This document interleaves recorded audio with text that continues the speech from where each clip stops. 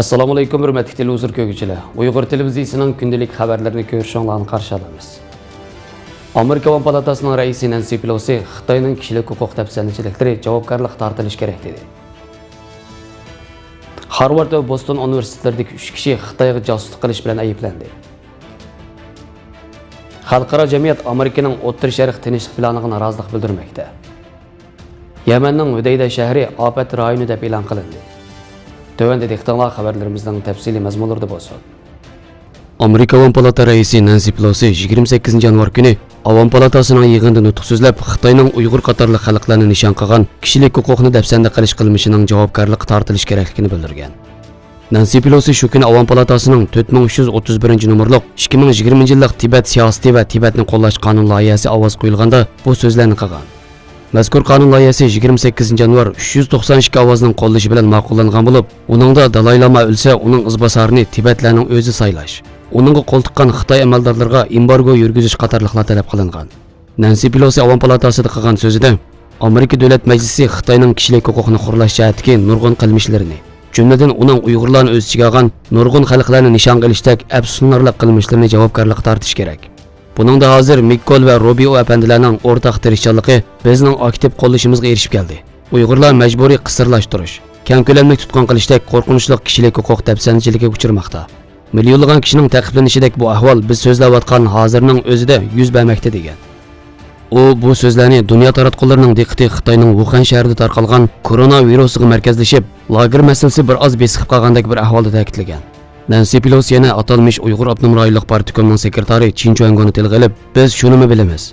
Atalmış Uyg'ur Abnum rayonining sekretari Chin Chuango burun Tibet Abnum rayonining birinchi qo'l mas'uli bo'lgan. U bek sog'lom bo'lg'achqa atalmış mazkur Abnum rayonga avatib mukofotlangan bo'ldi degan. Nancy Pelosi Uyg'ur kishilik huquq qonun loyihasini qo'llab, uning mazmuniga ba'zi kuchli moddalarni qo'shishni talab qilgan siyosiylarning biri. Mazkur qonun loyihasi o'tgan yili Avam palatasida ma'qullanib, Kengash palatasiga sunilgan.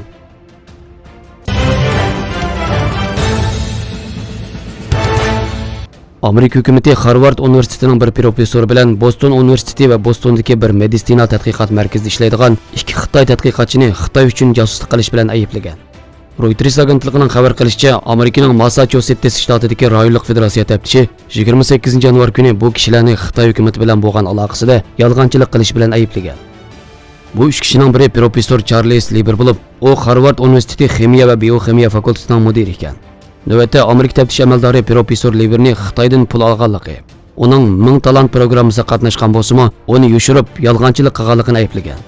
Xabarda qolgan ikki kishining Xitoy fuqarosi ekanligi, Yiyanchang ismli Xitoyning Boston universitetida robot, ya'ni mashina odam tadqiqotchisi, Jing Zaosong ismli yana birining Bostondagi Beth Israel Deaconess meditsina markazining rak tadqiqotchisi ekanligi ilgari surilgan. Ma'lum bo'lishicha, navbatda Charles Lieber bilan Jing Zaosong tutqun qilingan. Lekin Yiyanchang Amerika adliya tarmoqlari ayblashdan burun Xitoyga ketib olgan. Ulardan Jing Zaosong o'tgan oyda bir tadqiqot avrishkisini o'g'irlab, Xitoyga qochmoqchi bo'lganda tutqun qilingan ekan. Massachusetts shtatidagi rayonlik federatsiya taftishi Andrew Liling 28 yanvar kuni o'tkazgan axborot yig'inida mazkur josuslik voqeasini bu Xitoy hukumati o'zining strategiyalik bo'shliqni to'ldirish uchun atrofliq o'rinlashtirgan harakatdir degan. Ma'lum bo'lishicha, Yiyanchang Xitoyning ozodlik armiyasining leytenanti bo'lsa-mu, lekin u o'zining salohiyatini yushirgan. Amerika taftish amaldori bu ikki Xitoy fuqarosini chet el hukumat agenti deb ayblagan.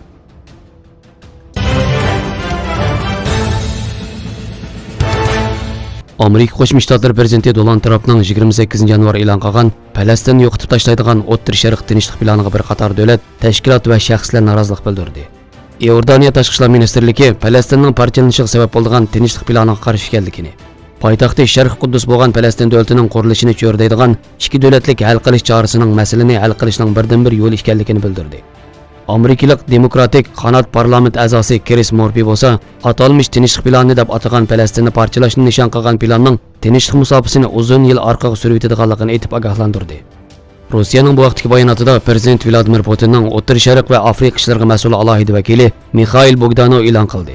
O planni tekshirib chiqadiganliklarini bildirib, Amerikaning atalmış planiga munosabatli qarorni Amerikaliklarning emas, to'qinishayotgan taraflarning chiqaradiganligini bildirdi. Germaniya tashqi ishlar ministri Heiko Maas Trumpning atalmış O'rta Sharq tinchlik planini ayblab, Amerika Qo'shma Shtatlarining taklifi savollarni paydo qilmoqda. Faqat har ikki taraf qabul qila oladigan ikki davlatlik hal qilish chorasining uzil-kesil tinchlik elib kela oladiganligini ta'kidladi.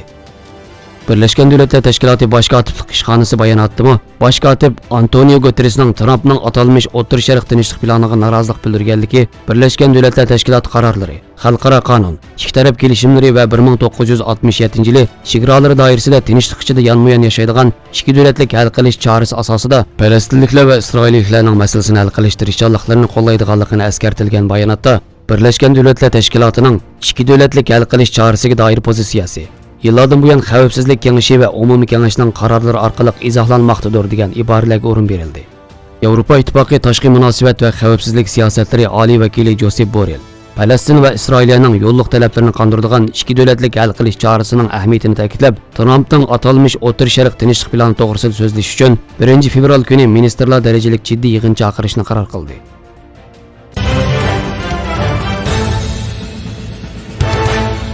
Yamanda Husila davlatining g'arbidagi Hudayda shahrini tarqalishchan kasalliklar sababidan ofat rayoni deb e'lon qildi. İran qo'llayotgan Husilaga oid Al-Masira xabarlar to'g'rining Husilaning atalmış hukumatining Sahya ministri Taha al-Mutawakkil manbasining ko'rsatib xabar qilishicha, Hudayda shahrida 2019-yili taxminan 1 million kishi bezgaklik kasali bilan, 1 milliondan ortiq kishi xolera kasali bilan, 76 ming kishi dengi qizitmasi bilan yuqumlangan. Xalqaro jamiyatni jiddiy yordamga chaqirgan mutawakkilning aytishicha, tarqalishchan kasallikni keltirib chiqarayotgan o'rinlarning taqilishi, axlatlarning to'planishi, ust yepiq joylarni suv bilan ta'minlash qatorliq bir qator xizmatlarning ishlanishi zarur ekanligi, tarqalishchan kasalliklarga qarshi birlikda kurash qilinishi va xalqning engini o'stirish nihoyat zo'r ahamiyatga ega ekanligini bildirgan. Xabarlarimizni ko'rganingizga rahmat. Ko'rishga omon bo'linglar. Xayr xo'sh. Allohga omonat.